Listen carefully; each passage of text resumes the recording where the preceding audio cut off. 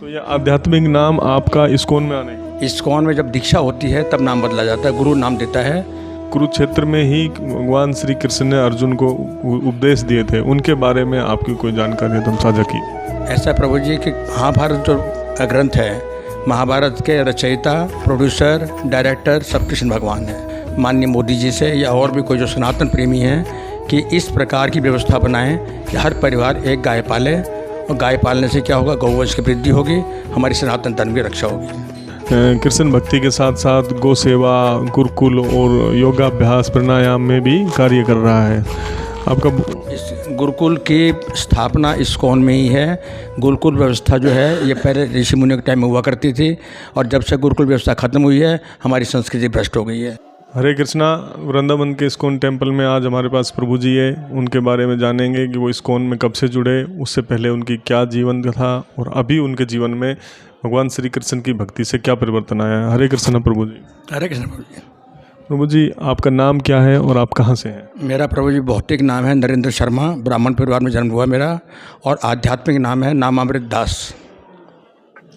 तो ये आध्यात्मिक नाम आपका इस्कॉन में आने का? इस्कॉन में जब दीक्षा होती है तब नाम बदला जाता है, गुरु नाम देता है, उसको आध्यात्मिक नाम बोलते हैं।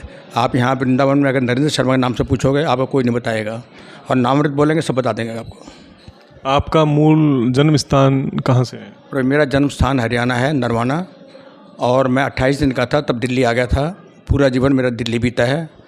पेशे से मैं इंजीनियर हूँ, 20 साल मैंने इंजीनियर की नौकरी की है। उसके बाद में फिर मैंने अपने प्राइवेट बिजनेस किए कुछ। भगवान, आप हरियाणा से जुड़े हुए हैं और भगवान श्री कृष्ण का अभी हरियाणा में कुरुक्षेत्र से संबंध रहा है। महाभारत हुई थी वो कुरुक्षेत्र में हुई थी, और कुरुक्षेत्र में ही भगवान श्री कृष्ण ने अर्जुन को उपदेश दिए थे, उनके बारे में आपकी कोई जानकारी है तो हम साझा कीजिए। ऐसा प्रभु जी कि महाभारत जो ग्रंथ है, महाभारत के रचयिता, प्रोड्यूसर, डायरेक्टर सब कृष्ण भगवान है। ये कृष्ण की इच्छा से हुआ था। कृष्ण भगवान दुष्टों को दमन करने आए थे तो उन्होंने भूमिका बनाई थी। भगवान किसी को इनवाइट करने नहीं गए थे, सब अपने आप आके महाभारत के युद्ध कुरुक्षेत्र में इकट्ठे हुए और भगवान ने सबका सामूहिक नरसंहार करवा दिया। आप कृष्ण भक्ति के बारे में आम जनमानस को क्या संदेश देना चाहेंगे? जो कुछ मांगना है कृष्ण से मांगो, पिता से मांगेंगे उसमें कोई शर्म नहीं आती है। पिता को मालूम है हमारी क्या ज़रूरत है। बाकी जो चाचा ताऊ मामा हैं वो ना हमारी हेल्प करेंगे बल्कि हमारा मजाक और उड़ाएंगे। देखो जी उसका बेटा जो है भीख मांगता फिर रहा है।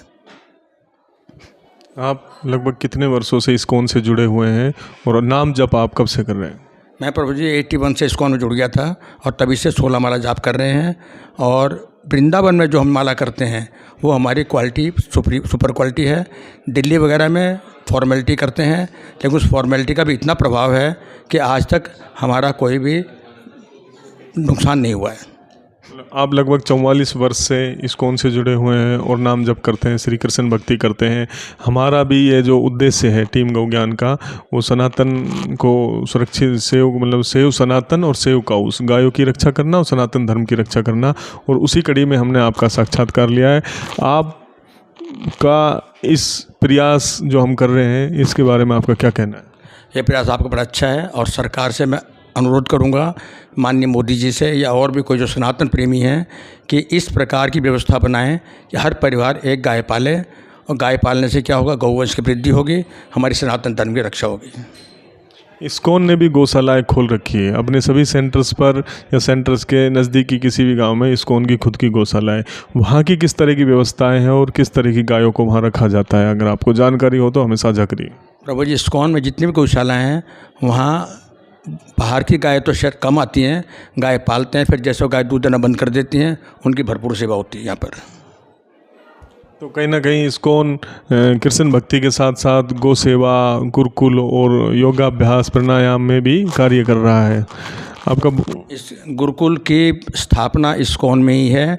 गुरुकुल व्यवस्था जो है ये पहले ऋषि मुनियों के टाइम में हुआ करती थी, और जब से गुरुकुल व्यवस्था खत्म हुई है हमारी संस्कृति भ्रष्ट हो गई है।